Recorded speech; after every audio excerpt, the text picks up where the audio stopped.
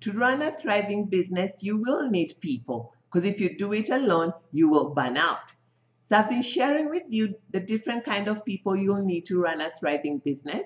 I've shared people in general. You will need you need to be at your optimum to be able to fulfill your vision.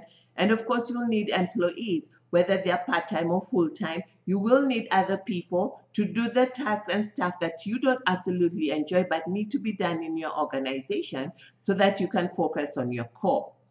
You're watching Passion Profit with Frida Owinga, where we bring you skills and tools to help you create a life and work that you love so that you can thrive at home, at work, and at play. And I'll continue in this series. You will need people, and today I share you will need suppliers. It's important to have a list of suppliers that you need before you need them so that you're not rushed and desperate and frustrated when the time comes. And what you need to do is find out what are all the tasks that you do and what are the different supplies that you need. For instance, we are a service company, so we need a lot of paper supply, we need toners, we need writing material, we need printers and computers that work well, we need protection for our staff. So we need those kinds of supplies. So we also have events. So we'll need a videographer, we'll need a photographer, we'll need sound. So all those are different suppliers that we'll need. And over the period of time, we have worked with different ones to ascertain that they meet, they align with our culture and they meet our needs. What happens is at the first we had a list of people we can use and we tried 2 or 3 different ones. And then now we have a consistent supplier who we work with.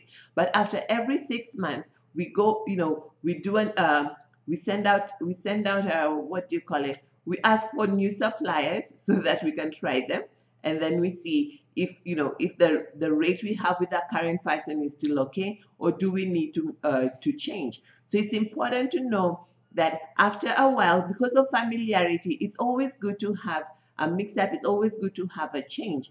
But the advantage of having a consistent person is you can work on credit terms and have a credit policy so that when you're absolutely stuck and crunched for money as a small business, sometimes that happens, you have an understanding with this person.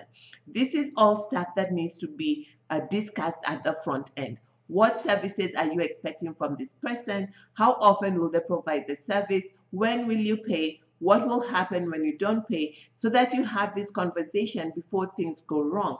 Our lawyer often says that agreements are made for the day of trouble. So don't fear writing out agreements because the person is helping you. They're not really helping you. You're going to be working together. It's a mutually beneficial relationship where they're providing you a service and you're paying. And you also want to let them know, like for instance, people suppliers who work for us for our events are happy to do so because they get exposure, but we don't pay them by exposure. I read a friend of mine had a funny post on Facebook the other day, and he said he's a photographer, and he said somebody called him to take photographs for marketing his product, and he told him that that will give him exposure, and the person did pay him. And a couple of months later, he saw the guy was driving, and the guy had still not paid him, and all he had gotten was exposure. Now, this is the thing about us SMEs. We want to stretch our shilling. We want our shilling to go far. And I totally understand that. But it's very important that we understand the supplier also is in this for the business. So you have to make an effort to meet the person halfway. You have to make an effort to raise the money that you need to grow your business. You can't afford to tell people that they are going to serve you for exposure, even if they are going to get exposure indeed, because exposure does not pay bills. So don't agree to don't agree to serve for exposure. Rather, agree. You can barter. You can agree on an exchange of services, or you can trade your services. For instance, I work with a lady who does processes, and we exchange.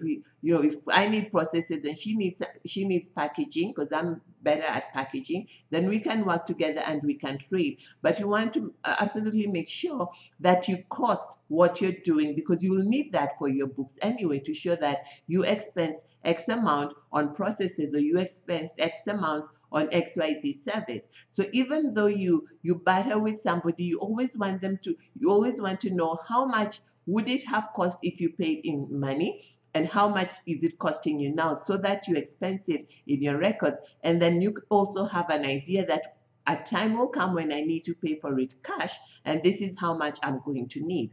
So it's important to have a list of suppliers. What we do at Passion Profit is we have the list of suppliers on a Google document. We use Google Drive, Google Enterprise, and all our documents are stored in one place. So you can start up a Google Sheet where you put all the suppliers that you need, their contacts, their numbers, and this becomes an important numbers place where people you hire can quickly find these numbers, and these become the people that you're always using consistently and constantly. So they're almost like your employees. They're your internal customers, really, because they're helping you to fulfill your vision and to meet the needs of your external customers. So you want to pay them on time, you want to pay them well, and sometimes money doesn't come through. You want to speak to them, you want to have a conversation and keep them informed why you have not paid them.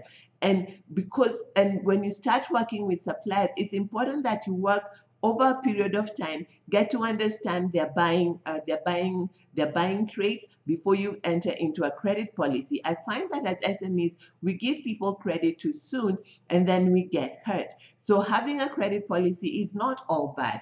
It's just how we set it up that matters. So get to know somebody.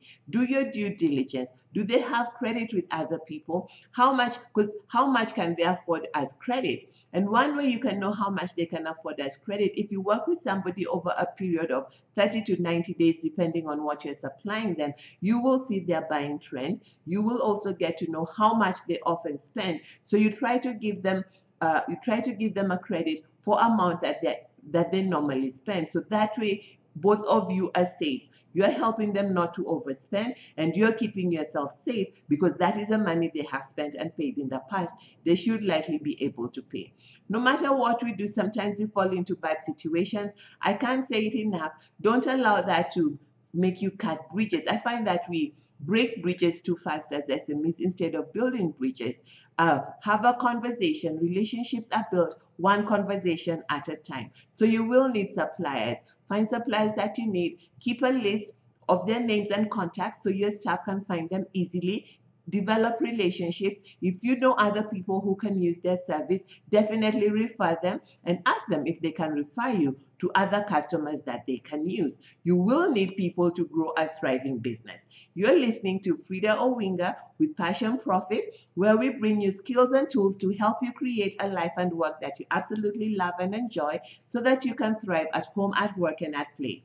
And if there's a topic that you'd love to hear and I haven't shared yet, please send me an email at smeclinic@passion2profit.co. I'll take that again, smeclinic@passion2profit.co, and let us know how these videos are helping you, any feedback that you'll have, or a topic that you'd like that we haven't shared yet, and we'll be happy to share with you. Thank you so much for watching. This is Frida Owinga with Passion Profit. Thank you, and do have a good day. Bye-bye.